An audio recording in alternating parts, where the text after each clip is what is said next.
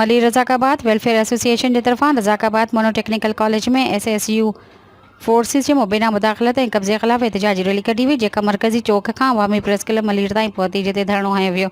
Rally की क़यादत अब्दुल गनी गबोल, वली गबोल, हाजी गबोल, उम्मीद अली गबोल, अब्दुल्ला गबोल, खलील अहमद, हाजी धणी बख्श, ज़ुल्कार गबोल और अमीन गबोल समेत बेन अगवान कई। रैली में वडी तादाद में शागिर्दन, वालिदैन, इलाक़े वासियों ने शिरकत कई।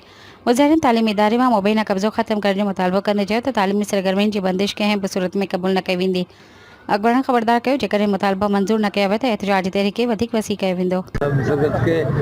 असां पीपल्स पार्टी आहियूं, शुरू खां सीनियर वर्कर आहियूं, पर पीटी क़यादत खे असां चवंदा आहियूं, लेकिन का शइ असांजे अमल न कराईंदा आहिनि। हीअ असांजे कॉलेज ते कब्ज़ो थियो आहे, पुलिस कयो आहे, इहो माना नाइंसाफ़ी आहे, बिल्कुलु नाइंसाफ़ी आहे।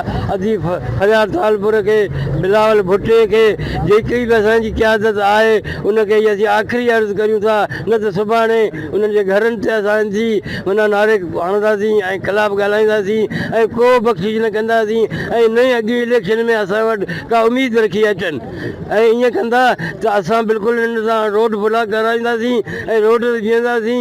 सुभाणे साल जेको बि थींदो इन क़यादत जी ज़िमेदारी हूंदी। हाजी गबोर जनरल सेक्रेटरी रज़ाकाबाद वेलफेयर जो असांजी कॉलेज मोनो टेक्निकल कॉलेज जिते पुलिस SSU वारनि ज़बरदस्ती कब्ज़ो कयो आहे, जंहिंजे लाइ तक़रीबन असां काफ़ी अर्से सां कोशिशि करियूं पिया।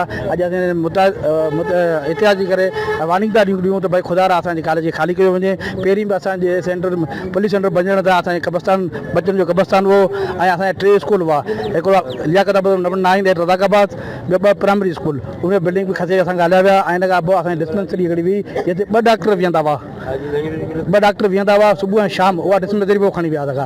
असीं वज़ीर आला खां, IG सिंध ऐं वज़ीर दाख़िला खां इहा इल्तिजा था करूं, ख़ुदा असांजे कॉलेज खे कब्ज़ो ख़त्म करायो वञे। दोस्तों असांखे ॿुधाईंदो हलां, असांजो मोनो टेक्निकल कॉलेज आहे जंहिं ते SSU वारनि कब्ज़ो कयो आहे, जंहिंजे ख़िलाफ़ अॼु असां एहतिजाज रिकॉर्ड कराए रहिया आहियूं।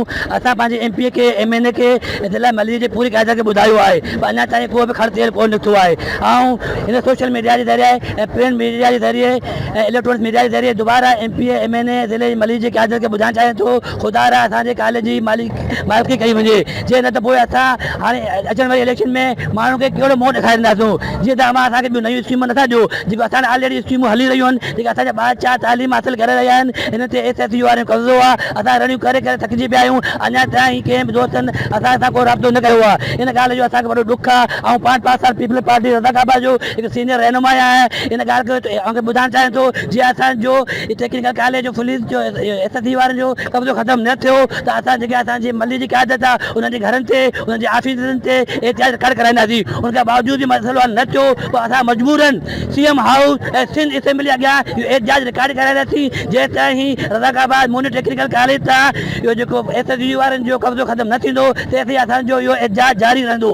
जेको इहो पुरअमन एहतिजाज रिकॉर्ड करायो आहे रज़ाकाबाद वेलफेयर एसोसिएशन जे तरफ़ां, असां पंहिंजे पार्टीअ खे बि इहो गुज़ारिश था करियूं, हल्के जे MNA MPA टाउन चेयरमैन खे, त महिरबानी करे SSU जी हितां बदमाशी ख़त्म करे असांखे कॉलेज ख़ाली कराए ॾिनी वञे। जीअं त असांखे ख़दशो आहे, असांजी डिग्री कॉलेज ते बि डिग्री कॉलेज बि कब्ज़ो करण जी कोशिशि में लॻा पिया आहिनि। असां हिते कंहिं बि सूरत में असां इदारा इहे के पुलिस गर्दीअ जे या ॿिए के इदारे जे हवाले न करणु ॾींदासीं, जेसि ताईं सिरसीअ में साह आहे जदोजहद जारी रहंदी। ऐं अॼु तमामु पार्टी जे वर्करनि खे बि गुज़ारिश थो करियां, ऐं पाण पीपल्स पार्टी जो हिसो आहियां, पर रज़ाकाबाद वेलफेयर एसोसिएशन जो प्रेसिडेंट बि आहियां। इन करे असांजी इहे मुसलसिल कोशिशि आहे हिते इदारा बनाइण, ऐं उन बावजूद इदारनि खे हर वक़्तु पुलिस खसे थी वञे असांखां, असांखे इहो फ़ैसिलो क़बूल कोन्हे।